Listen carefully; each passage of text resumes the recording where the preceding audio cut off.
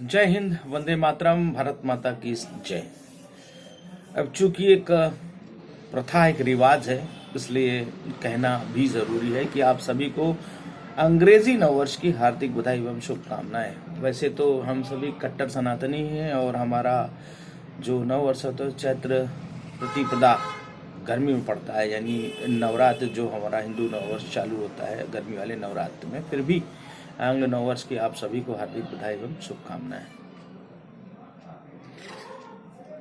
कुतुबुद्दीन ऐबक, उसके बारे में बताया जाता है कि इसने कुतुब मीनार का निर्माण कराया था। हालांकि आर्कियोलॉजिकल सर्वे ऑफ इंडिया यानी एसआई की जो बोर्ड लगा हुआ है कुतुब मीनार के पास, उसके अनुसार कई मंदिरों को तोड़ करके ये बनाया गया। एसआई की रिपोर्ट ऐसा कहती है। लेकिन मुल्ला परस्त लेखक जमाने से, लेफ्टिस्ट लेखक, वामपंथी लेखक हमारे पीढ़ियों को, इवन हम लोगों को भी पढ़ाते रहे कि कुतुबुद्दीन ऐबक ने कुतुब मीनार का निर्माण कराया था लगभग 700-800 साल पूर्व। तो जहाँ जरा कुतुबुद्दीन ऐबक के बारे में चर्चा हो जाए। ये एक मुगल गुलाम वंश जो था उसका सिपह सालार था और मोहम्मद गोरी का चेला था। मोहम्मद गोरी ने इसे गवर्नर घोषित किया था उस समय भारत में देख रेख के लिए अपनी मुगलिया संपत्ति का। तो साहब, कुतुबुद्दीन ऐबक भी राजपूतों से युद्ध करता था और बहुत ही अतताई शासक था। कुंवर कर्ण सिंह जो कि उदयपुर के राजा थे, उनको युद्ध में हरा करके वो ले करके लाहौर गया, जेल में बंद किया और उसने तय किया कि अब इनको मौत के घाट जन्नत बाग में ले जा करके मौत के घाट इनकी गर्दन को कलम करके उतारा जाएगा और उससे पहले उनकी सर को काट करके खेला जाएगा। यानी आज की तारीख में उसे पोलो समझ लीजिए, उस समय क्या नाम रहा होगा मुझे नहीं मालूम। अगले दिन जन्नत बाग में जंजीरों में जकड़ करके राजा कर्ण सिंह जो उदयपुर के राजा थे उनको लाया गया और जाते समय शुभ्रक नाम के घोड़े को, जो कर्ण सिंह का घोड़ा था, उसको भी लाहौर लेकर के गया था। जब गर्दन काटने की नौबत आई, सर कलम करने की नौबत आई और जंजीरों से बंधे कर्ण सिंह राजा को जन्नत बाग में लाया गया तो शुभ्रक पर सवार होकर के कुतुबुद्दीन ऐबक उनके सामने आया कि अब इनकी गर्दन कलम की जाएगी।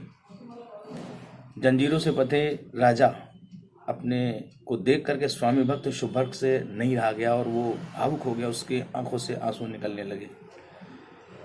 जैसे उनको जंजीर को खोला गया और तलवार कुतुबुद्दीन ऐबक ने निकाली काटने के लिए, स्वामी भक्त शुभ्रक वैसे ही जोर जोर से कूदने लगा और उसी झटके से कुतुबुद्दीन ऐबक जमीन पर गिर पड़ा और अपने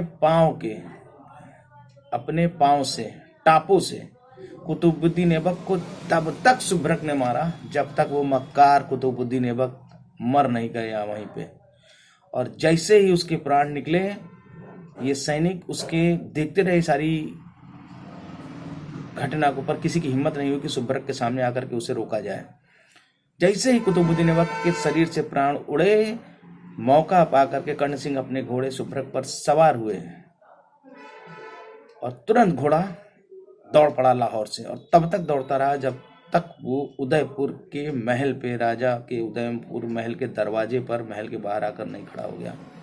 घोड़ा रुका, राजा उतरे पुचकारने के लिए शुभ्रक को, लेकिन शुभ्रक तब तक शांत हो चुका था, प्राण पखेड़े उड़ गए थे। तो हमारे इतिहास में ऐसे स्वामी भक्त घोड़े को नहीं पढ़ाया जाता जिसने कुत्ते की मौत कुतुबुद्दीन ऐबक को मारा। बताया जाता है कि घोड़े से गिर करके, पोलो जैसा खेल खेलते समय घोड़े से गिर करके कुतुबुद्दीन ऐबक की मौत हुई, लेकिन वो एक कुत्ते की मौत मरा था।